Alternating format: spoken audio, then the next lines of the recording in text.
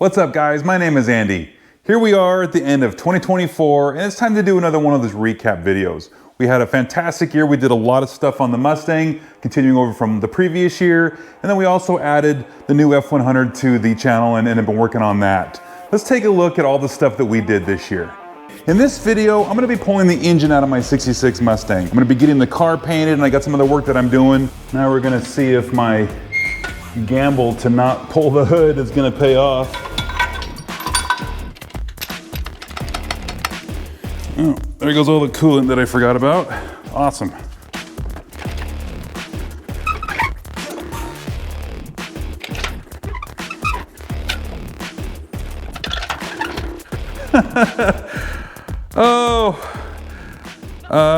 Oh shoot, I broke that. I lost the ground wire. That was a casualty of war, but if that's the worst of it. Okay guys, how not to remove your engine. I think a lot of you guys are probably watching this going, oh, Andy's gonna screw that up. Okay, take the bell housing off, would have been easier. You take the oil filter off. If you drain the oil and all that kind of stuff, naturally that'd be easier. There's a lot of coolant still in the engine. Forgot all about that. Now it's on the floor and I've got a mess. That's awesome. I have found my limit with my ability, the things that I can do. My plans were to replace this worn out, rusted quarter panel with the new skin. I did want to point out though, I did not know the history of these quarter panels. There was so much Bondo in the valley of this flare where it steps out from the car. It took me forever to grind all that. I had one of those wire brush, cone-shaped things that, spin around, and that's what I used to get all that Bondo off of there, and it just took forever, and this whole car, everything is a mess. It's just, the whole garage is coated in white. Well, I gotta get the car prepped and ready for paint. Well, what I mean by that is I need to put the fenders back on and the headlight buckets and that center grille piece and that lower valance, and just make sure everything's kind of ready to go so that I can get this car rolled out of here and get it over to my paint guy and get that done. If we had the grill on, naturally this stuff would be sitting out through here, and close the hood. Still gotta adjust the bumper height so that we can get that set, but all right. My T5 transmission has got a leak. It's got a leak at the point where the tail shaft housing connects with the main body. And it's one of those leaks that it's like one drip every time I drive the car, and it's something that it's subtle enough to where it's not a problem with the transmission, but it's making a mess on my driveway or in my garage, and it's starting to get on the rest of the tail shaft, and it's going down the underneath by the exhaust and stuff. And it's just one of those things that I keep putting off because I have to take the transmission out to service that leak. Well, now I've got the transmission out because I'm doing some other work on the car, so now it's time to take care of that. So once you get this surface all cleaned up and you get the surface of the tail housing all cleaned up as well, we got to make sure that's just as clean as this. So I'm going to use this anaerobic gasket maker, and I'm going to put a bead around here and make sure I go on the inside edge of the bolt around each one here. That's how you take care of a leaky tail shaft housing on the back of a T5 transmission. Ta-da! A new project that I didn't need, but that I wanted to work on. Let's take a look at it. So what did I get myself into? This is a 1968 F100. It's got a 360 4-speed. I believe it's got a 325 open diff in the rear end. Of course, it's 2-wheel drive. Truck has kind of moved up the list and things that I've wanted to buy. So I went and bought one and didn't need to. So here's where we're at. Will this thing run? That is a great question, and I don't know the answer to that. I bought a truck that I did not start before I bought it. It's not a good way to do that.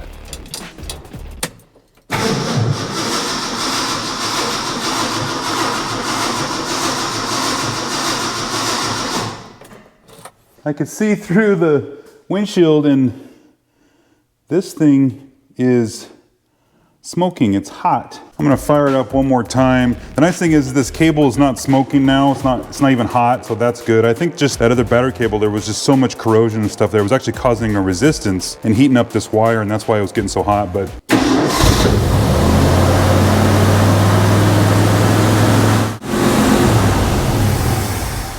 what do we got going on over here? Stuff is burning. Oh, I think it's just like the pine needles and stuff that gets on the exhaust manifold and all the junk and gunk that's sitting up here.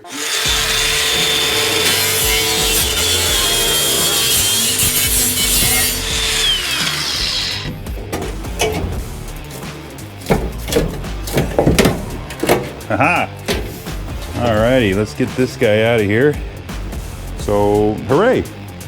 Now I can get back to installing these brackets for the bumper. I had to order these bolts, the carriage bolts that hold these to the brackets, because the ones I had, you know, busted off. So, and then while I was waiting for them, I was test fitting this. I ended up having to cut quite a bit of this bracket off, and I had also to put some slots in here so that this bracket could slide farther back. I tried cutting the front of it off so it would fit, but what I was doing was trying to make this bumper fit these brackets for this truck, and it's just, in the end, I think I should have just got the right bumper. It would have been more expensive, but the hassle and everything.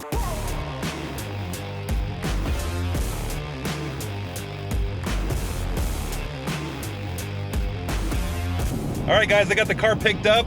I gotta hold the camera just a certain way so you guys don't see out the back window and see the car. We don't want to give away the color too early. You guys are probably itching to find out what the paint color is, so let's do it. Let's turn it around and look at the car.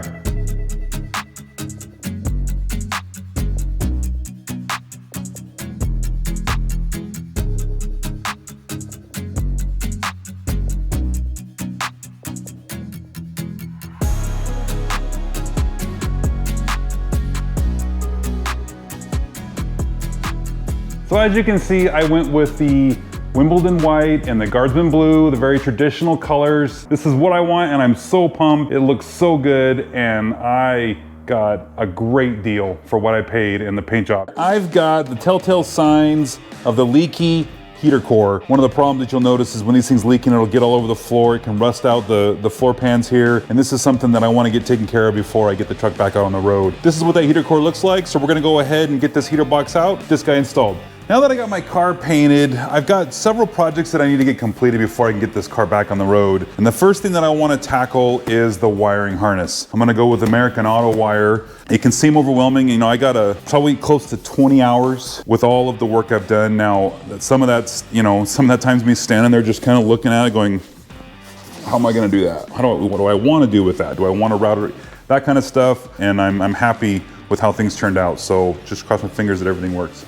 My 68 F100 has a leaky radiator. I bought it that way. I knew I was gonna have to replace it, so this is one of the first things I need to get done on this truck. I like these kinds of swaps or upgrades because I think there's only 4 bolts that hold this in place and 2 hoses and you're done. Cool, so we got the new radiator in and so far nothing's leaking. There's nothing's wet, there's nothing weeping out of anything. Yay. I like it when parts work.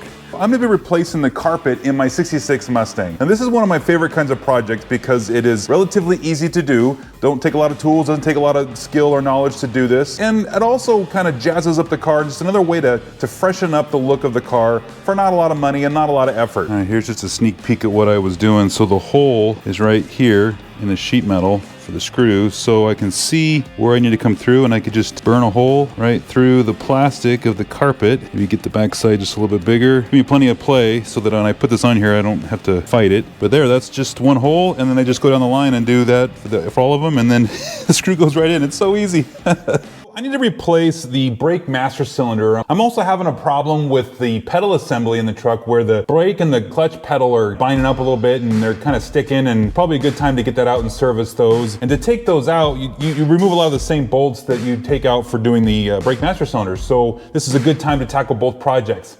Oh, this is gonna feel like Christmas. Oh yeah, look at that thing. Oh man, it looks so good. You know, it's been 5 months since I pulled this engine out of my Fastback because I had to get everything prepped and get it sent off for paint. I want to get this back in the car, and I'm hoping by the end of this episode we can get this thing fired up so I can go for a drive.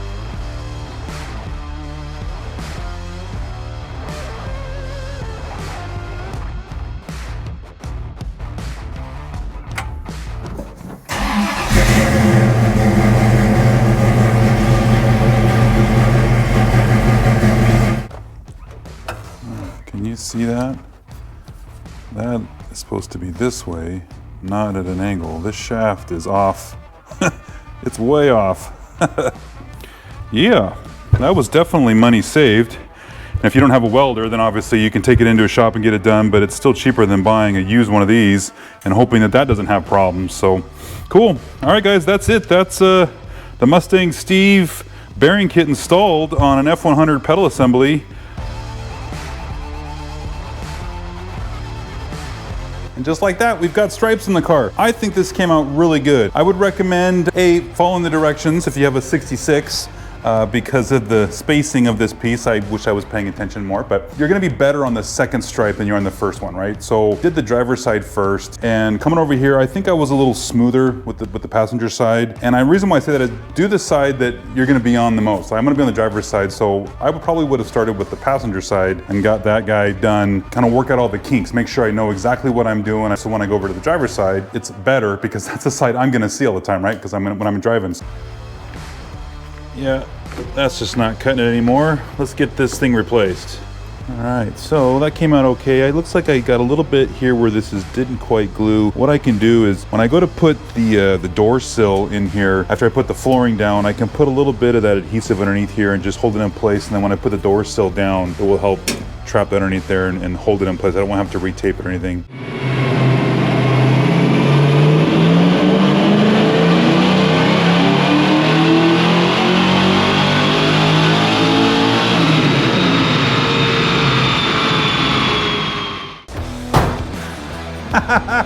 We made some horsepower. Well, a lot of horsepower. 380 was the peak power to the wheels, which if you do the backwards math with the 15% loss, that puts us at what, 447, 446, something like that, horsepower at the crank. That's a win.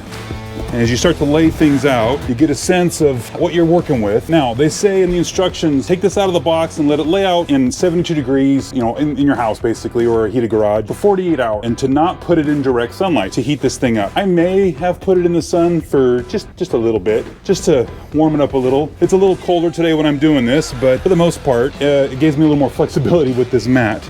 I got my car painted not too long ago, and I've had a lot of questions of how much did it cost, where did I get it done at, why did I pick those colors, what are some things that I don't like about it, what are things I do like about it, all that kind of stuff. And I've been trying to answer those questions, but I figured maybe we could put a video together on everything that I like and don't like about the paint job, and why I did what I did, and how much it cost. The total price that I paid to get this car painted was $3,500. Some of you guys are sitting there going, Andy, you got robbed. Some of you guys are going, you stole that paint job from him. Some people are going, perfect. It's exactly what you got, $3,500 worth of work. All right, there we go. Now we've got a fixed linkage. I need to put the return spring back on here, but that's much better. And it even kind of looks kind of cool, like a race application. I want to replace the steel drive shaft with an aluminum drive shaft out of a Crown Vic. You know, the P71 Police Interceptor is aluminum drive shaft. Let's head over to the junkyard and see if we can find us one of those drive shafts. Hold up. What do we got here? 99. Yes. P71. That is what you're looking for. There it is, boys. That is the drive shaft that we're looking for. I've got a busted hood hinge. I thought, okay, well, maybe I can get a little extra life out of them by greasing up the joints and just kind of make it, just get a little more life out of these hinges. And as I was doing that, I busted this little piece right here.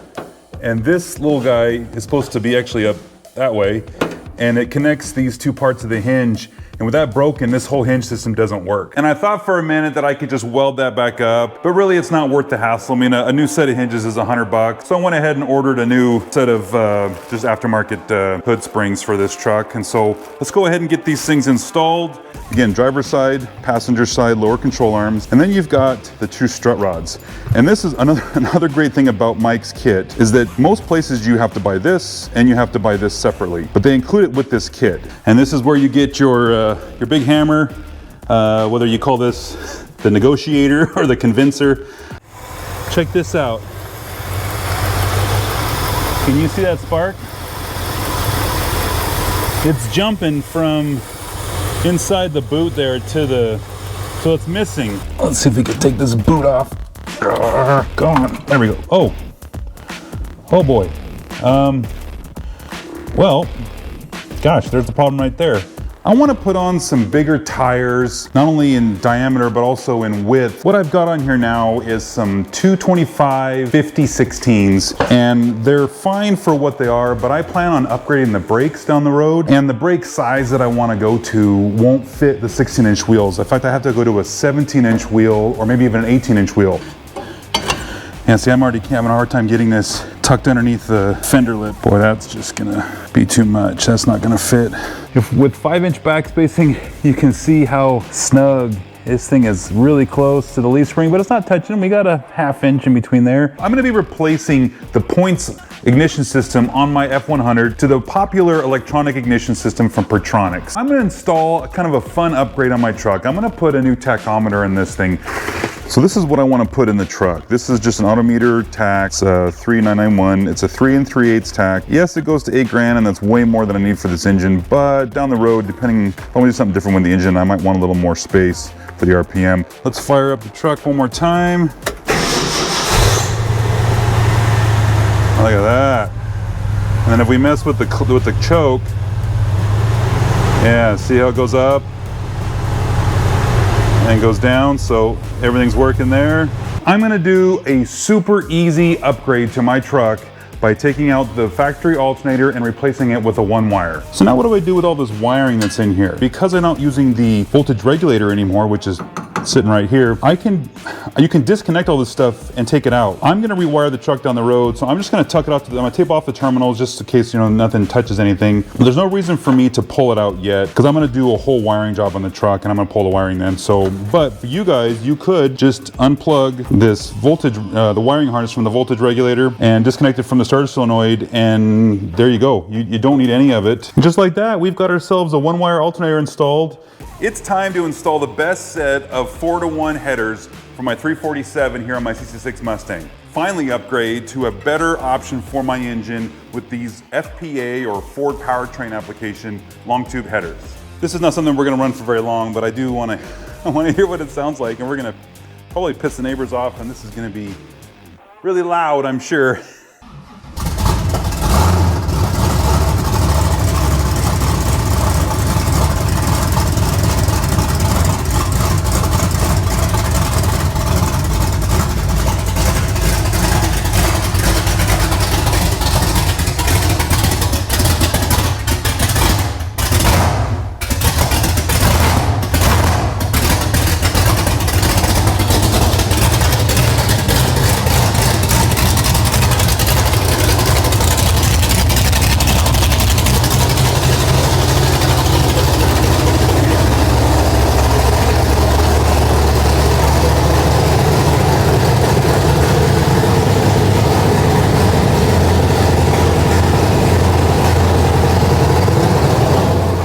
I'm gonna be installing a power steering kit on my 66 Mustang that was put together by Mike Meyer. Now this kit includes a KRC pump and then a Borgeson Styles power steering box. So we don't need something like that steering ram that goes underneath the car like on the DragLink part. You won't need that because it's all done in the steering box and with this pump. So it's a smaller kit that takes up less space, and it'll look a lot better in the engine bay that I've got going on here. We got everything all tightened up down here. All those set screws are locked in, everything's good. So you can see if I would have had the longer steering shaft, this universal, it wouldn't have worked. That would have pushed my steering column even further into the car. So actually, it's really worked out really good that I bought the wrong tilt steering column a couple years ago. All right, that's tight. This is tight. Let's fire it up and suck some fluid through here.